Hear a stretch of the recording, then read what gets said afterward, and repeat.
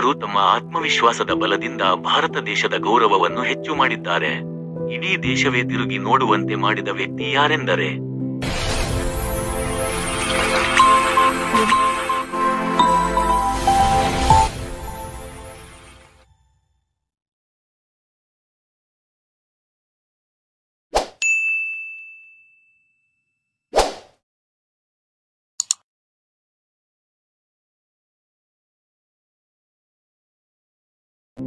Gukesh D ಎಂದು ಸಾಮಾನ್ಯವಾಗಿ ಕರೆಯಲ್ಪಡುವ ಗುಕೇಶ್ ದೊಮ್ಮರಾಜು ಒಬ್ಬ ಭಾರತೀಯ ಚೆಸ್ ಗ್ರ್ಯಾಂಡ್ ಮಾಸ್ಟರ್.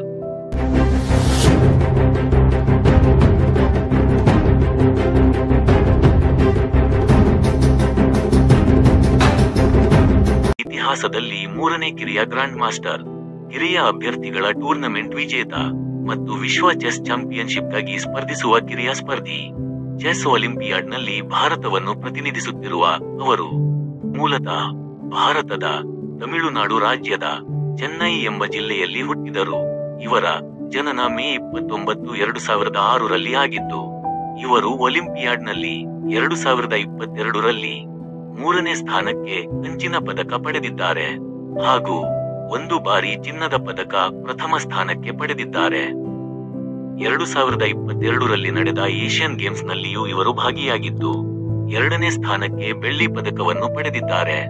ಗುಕೇಶ್ ರವರು ವಿಶ್ವ ಯೂತ್ ಚಾಂಪಿಯನ್ಶಿಪ್ ನಲ್ಲಿಯೂ 2018 ಹಾಗೂ 2020ರಲ್ಲಿ ಅಂದರೆ 2 ಬಾರಿ ಚಿನ್ನದ ಪದಕವನ್ನು ಗಳಿಸಿದ್ದಾರೆ. ಏಷ್ಯನ್ ಯೂತ್ ಚಾಂಪಿಯನ್ಶಿಪ್ ನಂತಹ ಸ್ಪರ್ಧೆಗಳಲ್ಲಿ ಇವರು 2018ರಲ್ಲಿ ಒಟ್ಟಾರೆಯಾಗಿ 5 ಬಾರಿ ಚಿನ್ನದ ಪದಕವನ್ನು ಪಡೆಯುತ್ತಾರೆ. ಜೂನಿಯರ್ ಮಟ್ಟದಲ್ಲಿ ಗುಕೇಶ್ ವಿಶ್ವ ಯೂತ್ ಚಾಂಪಿಯನ್ಶಿಪ್ ಮತ್ತು ಏಷ್ಯನ್ ಯೂತ್ ಚಾಂಪಿಯನ್ಶಿಪ್ನಲ್ಲಿ ಬಹು ಚಿನ್ನದ ಪದಕ ವಿಜೇತರಾಗಿದ್ದಾರೆ.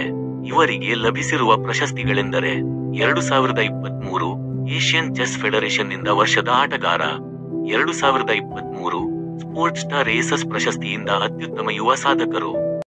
ಗುಕೇಶ್ ಡಿ ರವರು ಇತ್ತೀಚೆಗಷ್ಟೇ ಬುಡಾಪೆಸ್ಟ್ನಲ್ಲಿ ನಡೆದ ಚೆಸ್ ಒಲಿಂಪಿಯಾಡ್ನಲ್ಲಿ ಭಾಗವಹಿಸಿದರು. ಅವರು ಬೋರ್ಡ್ 1ರಲ್ಲಿ ಪ್ರಬಲ ಪ್ರದರ್ಶನವನ್ನು ನೀಡಿದರು. ವೈಇ ಬರ್ಹಮ್ ಮಕ್ಸೂಡ್ಲು ಮತ್ತು ಫ್ಯಾಬಿಯಾನೋ ಕರುವಾನಾ ಅವರನ್ನು ಸೋಲಿಸಿದರು. ಪಂದ್ಯಾವಳಿಯಲ್ಲಿನ ಎಲ್ಲ ಆಟಗಾರರಲ್ಲಿ ಅವರು 3056ರ ಅತ್ಯುನ್ನತ ಪ್ರದರ್ಶನ ರೇಟಿಂಗ್ ಅನ್ನು ಹೊಂದಿದ್ದರು ಮತ್ತು ಅವರು ತಮ್ಮ ಆತ್ಮವಿಶ್ವಾಸದ ಬಲದಿಂದ ಸ್ಪರ್ಧೆಯಲ್ಲಿ ದೇಶಕ್ಕೆ ಚಿನ್ನದ ಪದಕವನ್ನು ಗಳಿಸಿ ಕೊಟ್ಟಿದ್ದಾರೆ. ಇದು ನಮ್ಮ ಭಾರತ ಜನಗಳು ಹೆಮ್ಮೆ ಪಡುವಂತ ವಿಷಯವಾಗಿದ್ದು ನಮ್ಮ ಭಾರತಕ್ಕೆ ಗೌರವವನ್ನು ಗಳಿಸಿ ಕೊಟ್ಟಿದ್ದಾರೆ.